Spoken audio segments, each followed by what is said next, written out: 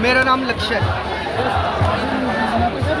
नई वीडियो नहीं बनाते हम, लेकिन हम प्रोटेस्ट के अंदर आए हैं क्योंकि 1.5 साल पहले हम लोगों ने भी एग्ज़ाम दिया था सर यूजीसी नेट का।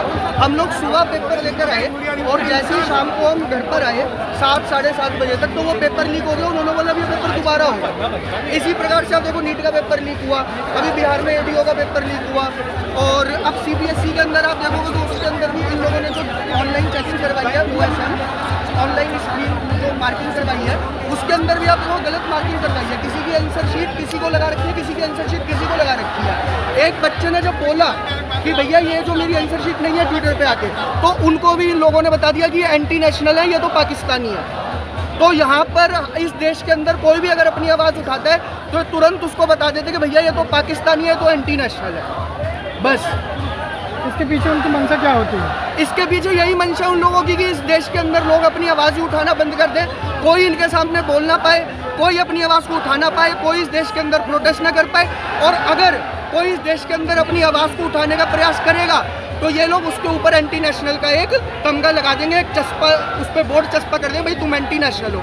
आप मेरे को एक बात बताओ, इन लोगों को ये पता है कि चाइना का एजेंट कौन है, इनको ये पता है पाकिस्तान का एजेंट कौन है, इनको ये पता है कि भैया कश्मीर में किसके पास पैसा आ रहा है, पाकिस्तान से किसके पास आ रहा है, चाइना वांगचुक को चाइना से पैसा आ रहा है, क्या कहते हैं आपका फार्मर प्रोटेस्ट हुआ तो खालिस्तान वाले कनाडा से पैसा भेज रहे हैं। इनको ये नहीं पता कि कश्मीर के अंदर क्या कहते हैं आपका ये जो 100 किलो 200 किलो RDX कहाँ से आया था जब टेररिस्ट अटैक हुआ था। इनको हर चीज़ की नॉलेज है, लेकिन इनसे अगर क्वेश्चन पूछ लोगे तो इनको कुछ नहीं पता, ये पलट के आपसे ही क्वेश्चन पूछ लेंगे। ऐसा सिस्टम इन लोगों ने बना दिया इस देश के अंदर कि आप अब इस समय मीडिया को किससे क्वेश्चन पूछना चाहिए? धर्मेंद्र प्रधान से जाके क्वेश्चन पूछना चाहिए कि भाई आप 7 साल में 70 पेपर लीक हुए, आपकी क्या अकाउंटेबिलिटी है, क्या अकाउंटेबिलिटी नहीं है। मीडिया किससे क्वेश्चन पूछ रही है?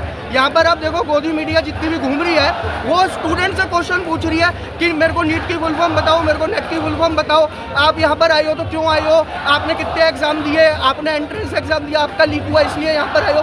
अरे भैया एजुकेशन मिनिस्टर से जाके पूछो ना कि पेपर लीक हुआ उसकी क्या अकाउंटेबिलिटी है। ये हम कहना चाहते हैं। अगर मान लो अभी क्या डिमांड है तो हमारी ये डिमांड है कि धर्मेंद्र प्रधान इस चीज़ की अकाउंटेबिलिटी ले और तुरंत से तुरंत अपना इस्तीफा दे करके इस एजुकेशन सिस्टम के अंदर जब एक नया शिक्षा मंत्री आए पूरे सिस्टम को वापस से बनाया जाए, जो भी एजेंसी पेपर कराती है उसको बदला जाए और जो भी इसमें दोषी पाया जाए उसके खिलाफ सख्त से सख्त कार्रवाई हो और पेपर लीक के खिलाफ सख्त से सख्त कानून बने बस। और फर्स्ट डिमांड ये है कि अभी धर्मेंद्र प्रधान एजुकेशन मिनिस्टर तुरंत से तुरंत अपना इस्तीफा दें बस।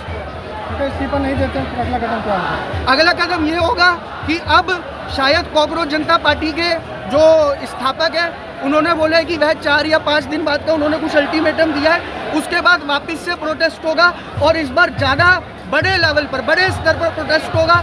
कई लोग मैंने ये भी देखा कि वो बोल रहे हैं कि भैया इस प्रोटेस्ट के अंदर तो इतनी भीड़ नहीं है। सर भीड़ इसलिए भी कम है क्योंकि अभी गर्मी हो रही है बहुत ज़्यादा, और बहुत सारे लोग जो अपने घर से निकलना चाहते हैं वो इसलिए नहीं निकल पाए क्योंकि बहुत ज़्यादा इस टाइम पे गर्मी हो रही है। और आपको पता है हमारे पास बड़ी बड़ी पार्टियों जितना चंदा तो है नहीं, हमको उद्योगपति चंदा तो देते नहीं है बड़ी बड़ी पार्टियों के जितना कि हम यहाँ पर शेल्टर लगवा दें, कूलर लगवा दें लोगों के लिए, लोगों को पैसे दे करके बुला दें। इसीलिए यहाँ पर आपको दिखेगा कि यहाँ पर थोड़े से लोग कम है, लेकिन वापस जब प्रोटेस्ट होगा तो बड़े स्तर पर आपको यहाँ पर लोग भी देखने को मिलेंगे और बड़ी से बड़ी कार्रवाई भी देखने को मिलेगी। आपको ऐसा क्यों लगता है कम लोग हैं? आप देखिए इतने सारे लोग तो हैं। अभी इससे भी ज़्यादा होंगे। धूप हो या बारिश हो या कुछ भी हो, प्रोटेस्ट नहीं रुकेगा जब तक इस्तीफा नहीं आएगा धर्मेंद्र प्रधान जी का। 10 प्रोटेस्ट लगेगा, इससे भी बड़ा जनसैलाब होगा अगले प्रोटेस्ट के अंदर, इससे भी बड़ी आंधी आएगी। और अगर ये सरकार ये सोचती है कि तानाशाही से स्टूडेंट की आवाज़ को दबा देगी तो बिल्कुल भी नहीं होगा। बड़े बड़े स्टूडेंट प्रोटेस्ट के अंदर बड़ी बड़ी तानाशाही सरकारों को गिरा करके रख दिया है। 1975 के अंदर स्टूडेंट प्रोटेस्ट की वजह से इंदिरा गांधी को देश में इमरजेंसी लगानी पड़ी थी। ये सरकार अगर ये समझती है कि सिस्टम इनके पास है और इससे ये स्टूडेंट को दबा के देगी तो कभी ये नहीं हो सकता, आप ये जान लो। तो आप देख सकते हैं कितना युवाओं में जो यहाँ पे जनता पार्टी